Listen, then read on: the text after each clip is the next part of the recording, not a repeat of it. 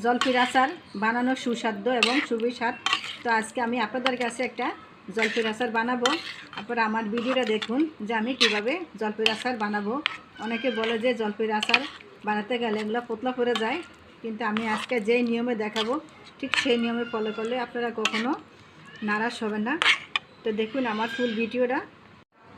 বিসমিল্লাহির রহমানির রহিম, সীমাস kitchen food. আমি আজকে আপনাদের কাছে রেসিপি নিয়ে আসি। এখানে জলপাই, এখানে আমি 1 কেজি জলপাই আমি কিনে নিয়েছি। কিনে নিয়ে আমি জলপাইটা এইভাবে মাথাগুলো কেটে নিয়েছি। অনেক সময় আছে এখানে ময়লা থাকে বা বালি থাকে, তাই এইভাবে আমি সবগুলো এইভাবে কেটে আমি ধুয়ে নিয়েছি। তো আমি আজকে জলপাইয়ের আচার বানাবো। এটা আমি মাঝখানে 2 ফালা করে নিব আর কি। তো দেখুন এই যে আমি জলপাইটা আমি এইভাবে 2 ফালা করে নিয়েছি। এটা আমি সিদ্ধ করব। দেখুন যে আমি কিভাবে আচারটা তৈরি করব। আপনারা আমার ফুল ভিডিওটা দেখুন। এটা তৈরি করার জন্য এখানে আমি 1 চামচ পরিমাণ দিছি আমি আনাম ধনিয়া, 1 চামচ দিব আমি গুয়া মরিচ বা এটাকে মরিও বলা যায়, 1 চামচ দিব আমি আনাম জিরা, দিব এখানে আমি 5 ফোড়ন। তো আমি 8-10টা দিব এখানে আমি শুকনো মরিচ। তো এগুলো আমি না টেলে আমি গুঁড়া করে নিব।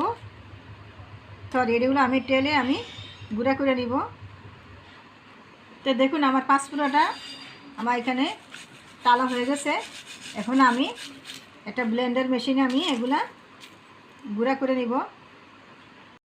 তো আচারগুলো আমি তৈরি করার জন্য এখানে আমি একটা ফ্যান বসাইছি। ফ্যানেতে আমি কিছু পরিমাণে সয়াবিন তেল দিয়ে দিব। তেলটা আমার গরম হয়েছে। এখানে আমি সাইডা বসা দিয়ে দিব শুকনো মরিচ, থেতলে রেখা কষা রসুন দিয়ে দিব।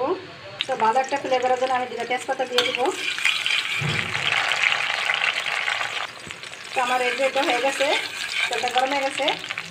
এখন আমি কেটে রাখা জলগুলো দিয়ে দিব।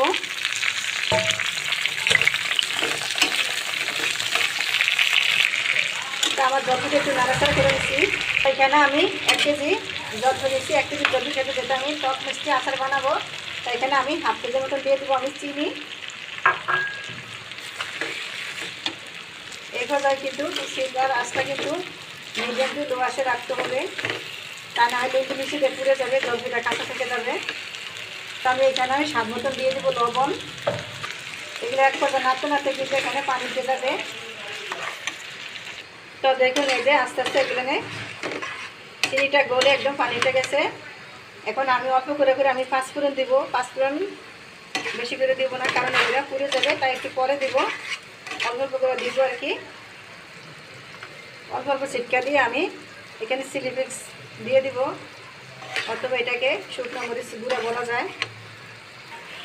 তো দেখলেন তো আমার এই যে জলফির আচারটা। এখন আমি শুকনো মরিচ গ্রাম দিয়ে একটু ছিটকা দিয়া দিব আমি আরও কিছু 5 ফোড়ন। এটা আস্তে আস্তে এগুলো রোদ কত থাকবে। আর আমি এখানে উপর দিয়ে 5 ফোড়ন দিব, কারণ আগে দিচ্ছি না পুরো দেবো রেখে, তাই। এখন দেখেন এই যে আমার আচারটা একদমই রেডি। এখন আমি আমার আচার রেডি। এখন আমি তুলে ফেলবো। আমি আচারের ভিতরে কোনো ভিনেগার দিই না।